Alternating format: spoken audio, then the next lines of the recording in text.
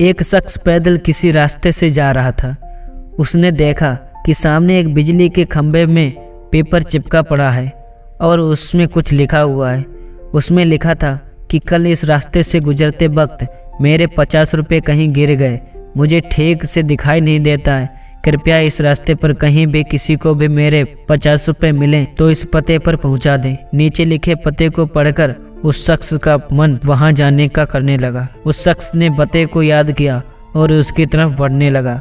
वहां जाने के बाद जब उसने आवाज़ लगाई तो देखा कि गली के आखिरी में एक झोपड़ी है और वहां से एक बूढ़ी औरत लाठी के सहारे बाहर निकल आ रही है। उस शख्स को मालूम हुआ कि वो वृद्धा वहां अकेली रहती है। बूढ़ी औरत के सामने आने पर उस शख्स ने उससे कहा कि माँ जी, आपके 50 रुपये जो गिरे थे वो मुझे मिले हैं, ये रहे आपके 50 रुपये। उस शख्स की बात सुनकर बूढ़ी औरत रोने लगी और कहा, बेटा, कल से अब तक करीब 20-25 लोग मुझे 50 रुपये देकर जा चुके हैं। बेटा, मुझे ठीक से दिखाई नहीं देता है, मुझे पढ़ना लिखना भी नहीं आता है, ना जाने किसने मेरी हालत देखकर मेरी मदद के लिए ऐसा किया है। उस शख्स के बहुत कहने पर उस बूढ़ी औरत ने उससे 50 रुपये तो ले लिए, लेकिन उस शख्स से विनती करते हुए कहा कि बेटा, जाते वक्त वो संदेश जरूर फाड़ देना, न जाने किसने मुझ पर तरस खाकर ऐसा किया है। उस शख्स ने सिर हिलाते हुए बूढ़ी औरत की बात पर हाँ में भर ली। थोड़े दूर जाने के बाद